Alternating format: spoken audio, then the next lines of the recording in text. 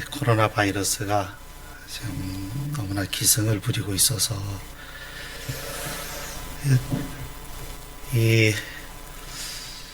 계속 이 예레미야 말씀을 통해서 우리가 전에 생각해오던 말씀 계속 이어가야 하는데 고민이 되더라고요.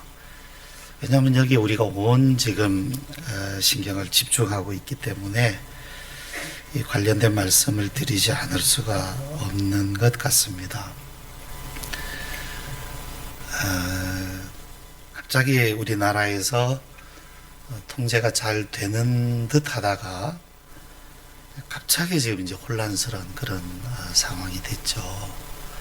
그것도 이제 특정 어떤 그런 이단 그 종교 집단에서부터 폭발적으로 이게 지금 문제가 돼서 지역도 정말 큰 어려움을 겪고 있고 또 방역 당국도 정말 큰 어려움을 지금 겪고 있는 것이 사실입니다.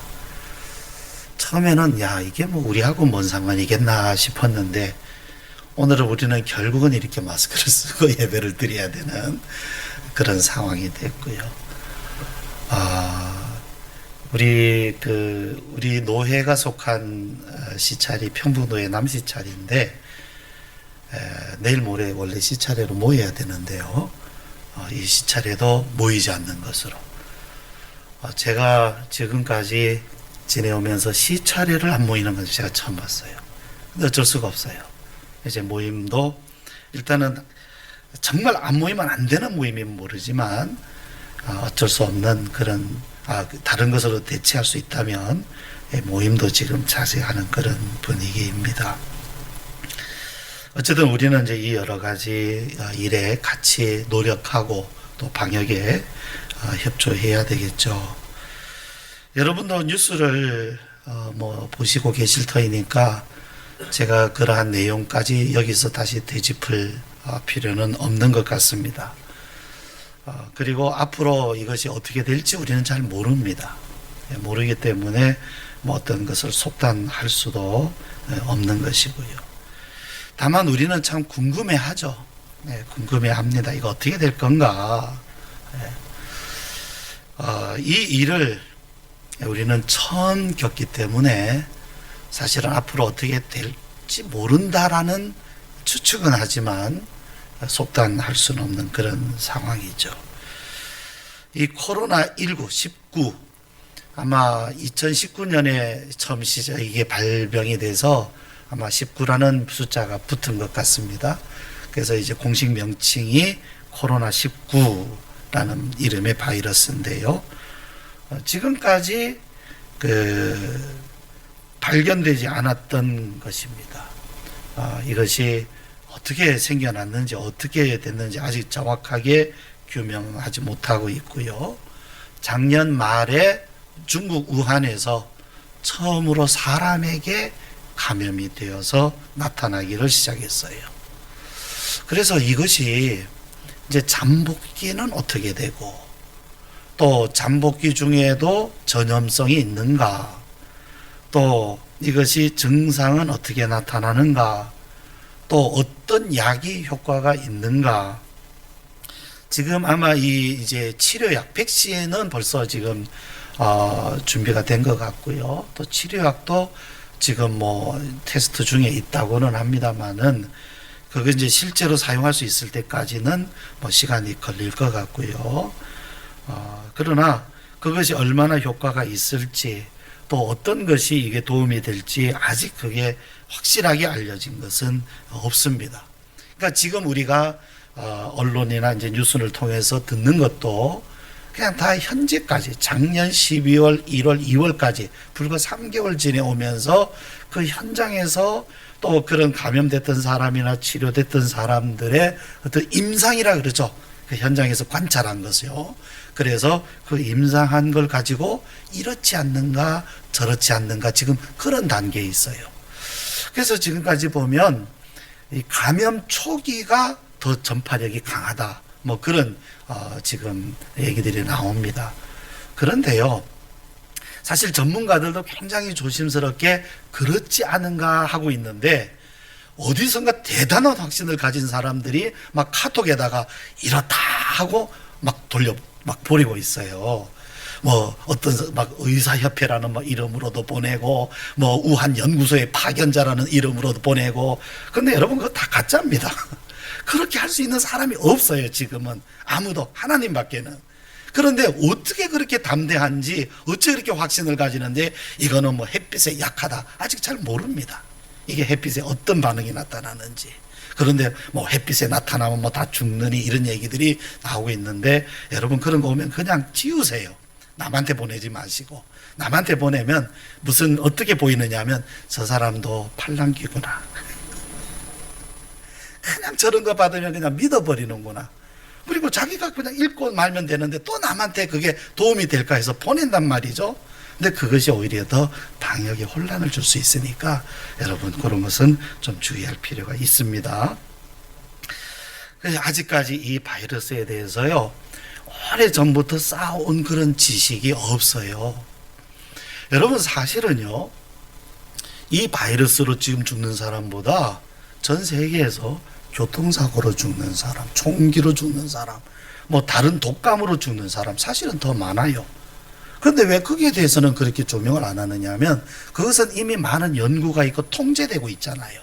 물론 그 사고나 이런 걸 막을지는 못하지만 지식이 있단 말입니다.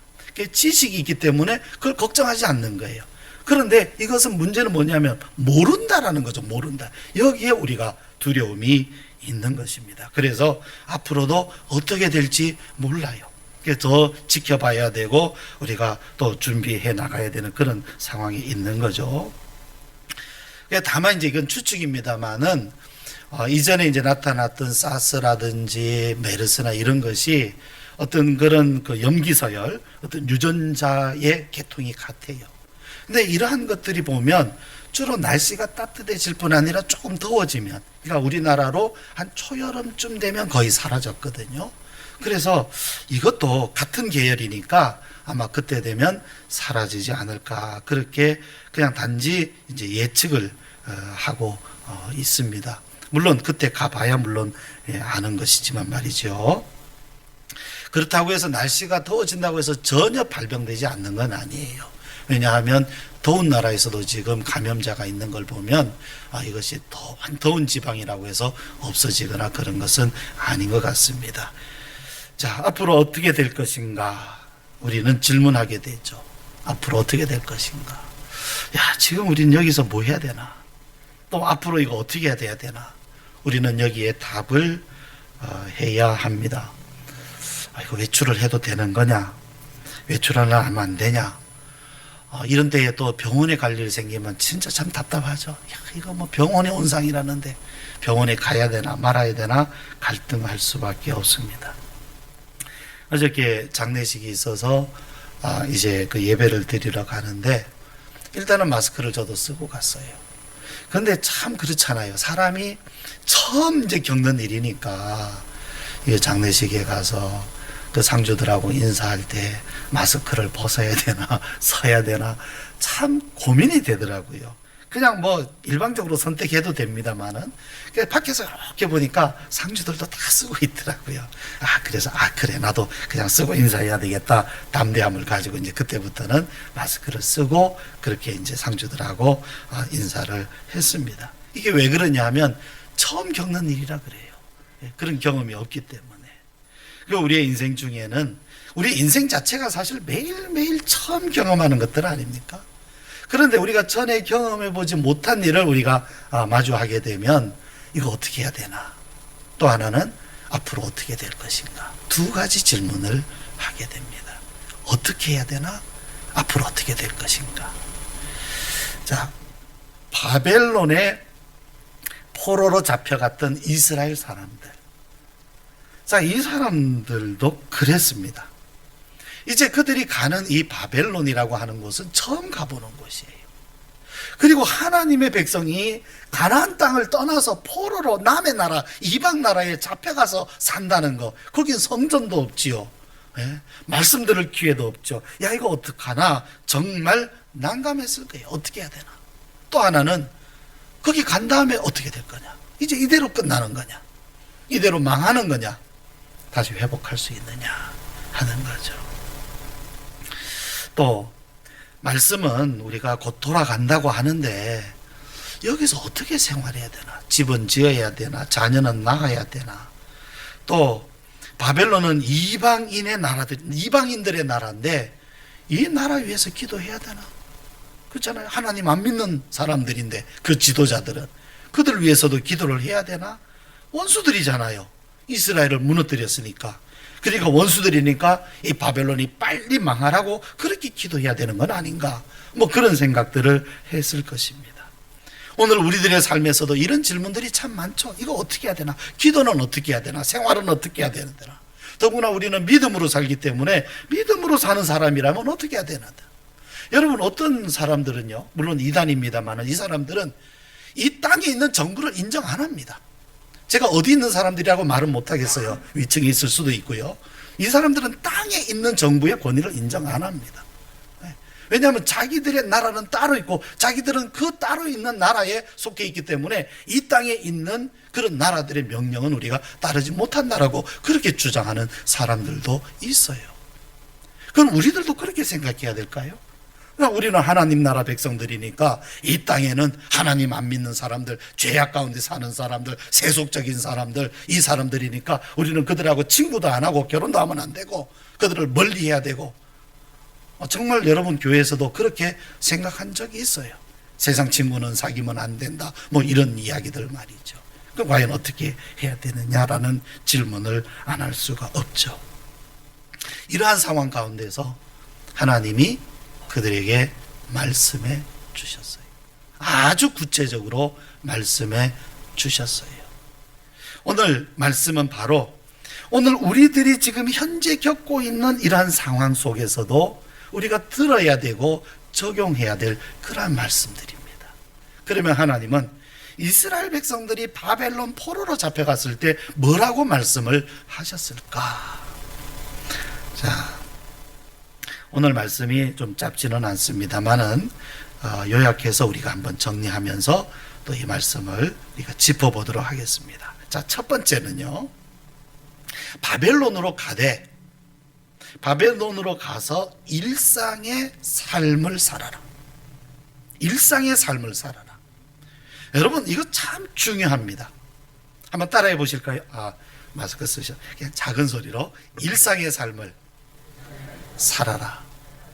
여러분, 우리가 매일의 삶을 일상의 삶으로 산다는 것 참 중요하죠. 이스라엘 백성들이 바벨론의 포로로 잡혀간다고 해서 거기에 가서 그들의 생활이 달라지는 것이 아니라는 사실이죠. 여러분, 장소가 달라지고 환경이 달라졌다고 해서 생활이 달라지는 건 아닙니다. 우리가 믿음 생활도 그렇습니다. 거기에 가서 그러한 삶이 달라지는 것이 아닙니다. 중요한 것은 우리의 일상생활이에요. 그러니까 가나안 땅에서 살던 모습 그대로 그렇게 살아라 말씀하고 있습니다. 5절에 있죠. 너희는 집을 짓고 또 텃밭을 만들고 그 열매를 먹어라. 결혼도 해라. 자식도 낳아라. 뭐 그런 생각하는 분들 있었잖아요. 이제 뭐 세상 종말이 가까우니까 이제 뭐 우리가 뭐 집을 지면 뭐하냐, 땅을 사면 뭐하냐, 저축하면 뭐하냐, 뭐 정말 가까운데 그거 하면 뭐해. 그래도 포기 못하는 건 하나 있더라고요. 결혼은 해야지 뭐. 장가는 가봐야지 뭐. 그런 생각은 또 하더라고요. 하고 싶은 건 다 하면서. 자, 인생 무상을 말하는 사람 중에는 그런 거 다 필요 없다, 뭐 언젠가 우린 죽을 인생, 뭐 이렇게 생각하는 또 말하는 사람들이 있습니다만은 하나님의 말씀은 그렇지 않습니다. 하나님의 말씀은 인생을 그렇게 헛되게 허무하게 보내라고 말씀하지 않습니다. 오늘 내게 주어진 삶을 열심히 살아야 됩니다. 책임을 다하면서. 내일 하나님이 나를 어디로 옮기시든지, 어디로 인도하시든지, 어디로 부르시든지, 오늘 여기에서 내가 여기에서 살고 있을 때는, 여기에 내가 내 발을 디디고 있을 때는 여기에서 나의 삶을 최선을 다해야 돼요. 텃밭도 가꾸고 집도 짓고 자식도 낳고 하라고 말씀하고 있습니다. 두 번째는 뭐라고 말씀하느냐 하면 그 성읍의 평안을 위하여서 기도하라고 말씀해요. 이방인들의 나라 아닙니까? 원수들 아닙니까? 빨리 망하라고 해야 될 거 아니겠습니까? 그런데 그 바벨론으로 가거든 그 성이 평안하기를 위해서 기도해라. 예수님도요, 제자들을 보내시면서 어느 성으로 들어가든지 그 성의 평안을 위해서, 어느 동네로 들어가든지 그 동네의 평안을 위해서 복을 빌어라, 평안을 빌어라고 예수님께서 말씀을 하셨어요.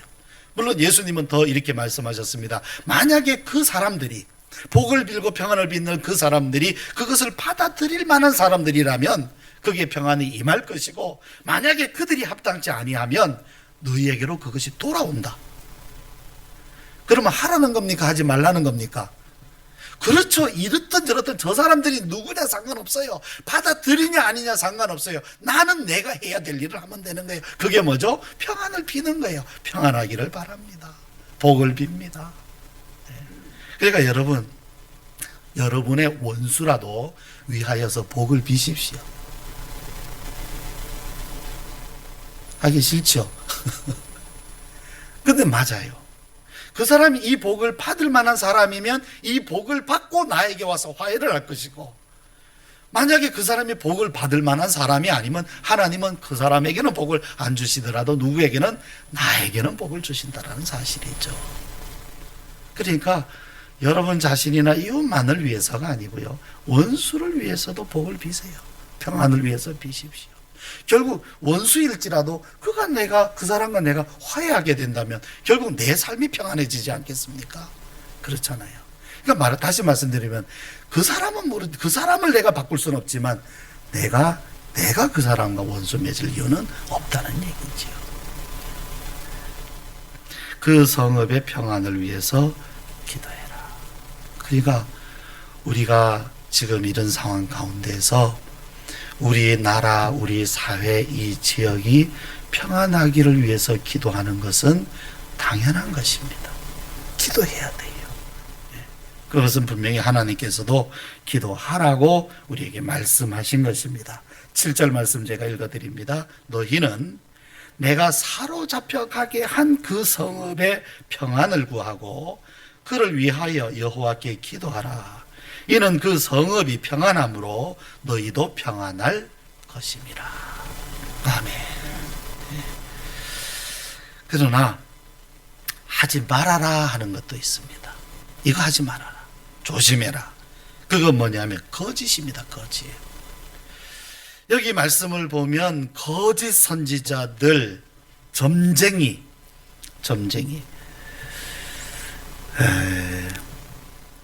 물론 점쟁이가 말하자면 아예 돈을 받고 직업적으로 하는 점쟁이도 있지만 그렇지 않은 점쟁이들도 있어요.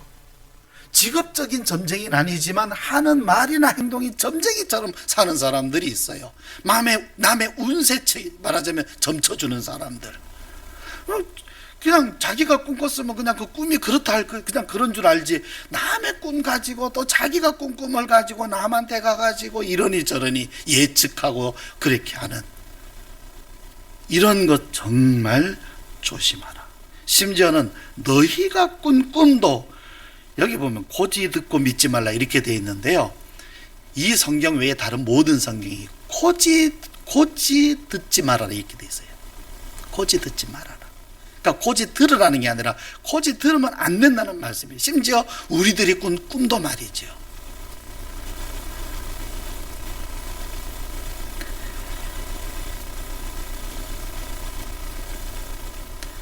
지금 이 SNS 시대가 돼가지고요, 정보라고 하는 것이 얼마나 빠른지 모릅니다.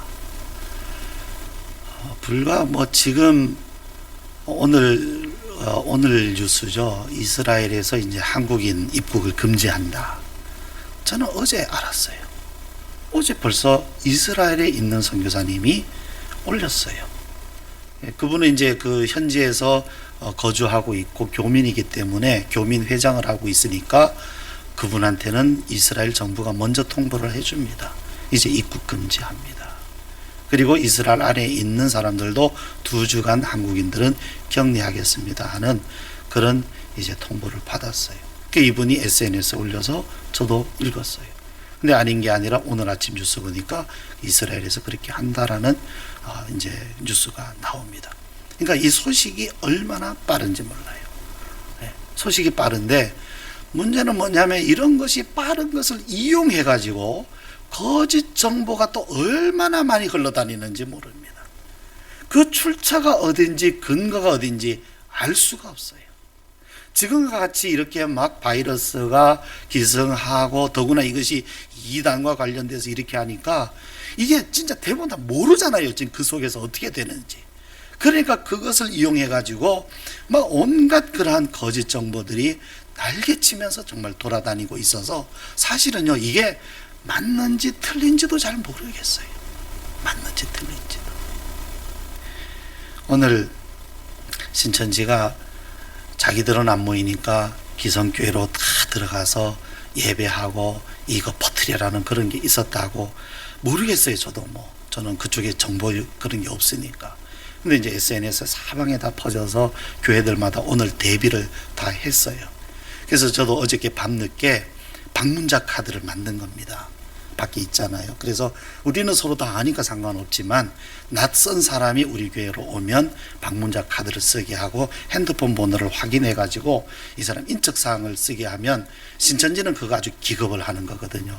그러면 아마 도망가지 않을까 이렇게 생각했는데 오늘 우리 교회는 한 사람도 지금 없어요. 그래서 이제 그것을 만들어서 그래서 이제 우리 목사님들 그룹에서 목사님 우리 교회는 이렇게 대비하고 있습니다. 이제 서로 이제 그 정보를 나누죠. 우리는 이렇게 대비합니다. 어떤 교회는 딱 무조건 그냥 2주 후에 오십시오라고 한대요. 그냥 오늘. 또 어떤 교회는 따로 영상으로 따로 한쪽에 공간을 만들어 놓고 거기서 모여서 그냥 그쪽에서만 본당에 못 들어오게 하겠다. 이렇게 이제 했는데 저는 이제 그 방문자 카드를 쓰게 해서 아마 이거 안 쓸 거다. 안 쓰고 갈 거다. 이렇게 생각해서 만들었더니 어제 그래서 이제 그것을 우리 목사님들 그룹에 올렸더니 일산에 있는 감리교입니다. 아름다운 교 목사님이 거기에다가 그 교회 로고만 바꿔가지고 왜냐하면 거기는 아름다운 교회 이렇게 써 있잖아요. 그거는 그대로 쓰고 로고만 제가 우리 교회 로고를 올려놨더니 그 로고 부분만 싹 바꿔가지고 썼어요. 그래서 제가 예배 전에 또 이렇게 그 문자가 하나 왔는데 제주도에 있는 목사님도 한 분이 저한테 황 목사님 고맙습니다 하고 오늘도 우리 교회 익었습니다 하고 그렇게 보내오셨어요. 근데 어쨌든 모르겠습니다. 어쨌든 대비는 합니다. 대비는 하지만 이게 가짜인지 진짜인지 정말 알 수가 없는 거죠. 근데 우리가 지난 주일에도 말씀을 나눴습니다만은 사실은 거짓은요 우리의 귀에 더 쏙쏙 들어와요. 왜냐하면 그게 관심이 가는 거거든요. 또 그것 또 하나는 뭐냐면 우리의 두려움이나 불안을 이용하는 거예요. 그렇기 때문에 그런 걸 이용해서 사람들로 하여금 그것을 듣게 하고 믿게 만들어 버리는 거죠. 그러니까 이것이 사실이냐 여부보다는 믿고 싶은 거예요. 사람은 여기에 문제가 있는 것입니다. 그러나 하나님의 말씀은 그렇지 않아요. 우리가 어떤 하나님의 말씀은 우리에게 정말로 꿀과 송이꿀 같은 말씀이 있는가 하면 어떤 말씀들은 우리의 가슴과 우리의 마음을 찔러 쪼개는 그러한 냉철한 그러한 칼날과 같은 말씀이기도 하거든요. 어떤 말씀은요 듣고 싶은 말씀이기도 하지만 어떤 말씀은요 정말 듣고 싶지 않은 그런 말씀도 하나님의 말씀엔 있는 것입니다. 그래서 이런 것을 조심하라고 하나님께서 말씀하고 있습니다. 여러분 자신이 아주 논리적이고 객관적이고 이렇게 해서 분별을 잘한다고 생각하시면 모르겠습니다만은 다소간에 이런 것이 내게 부족하다 싶으시면요 주변 사람의 도움을 얻으시거나 그런 것을 다른 사람에게는 보내지 마세요. 다른 사람에게 보내면 그것이 민폐됩니다. 그러니까 우리가 이런 것을 조심하라 그러는데 더 나아가서 성경에 보면 마지막 때가 되면 미혹의 영이 많이 나온다 그래서 미혹의 영이. 여러분 무슨 종교라는 것이 거짓말을 밥 먹듯 하는 그런 종교가 있습니까? 이거는 상식도 안 되는 겁니다. 거짓말을 조장하고 거짓말을 그냥 당연하게 생각하고 거짓을 그냥 밥 먹듯이 하는 그것이 여러분 믿음입니까? 신앙입니까? 종교입니까? 암만 거기에다 하나님 이름을 갖다 붙여도 안 되는 겁니다, 여러분.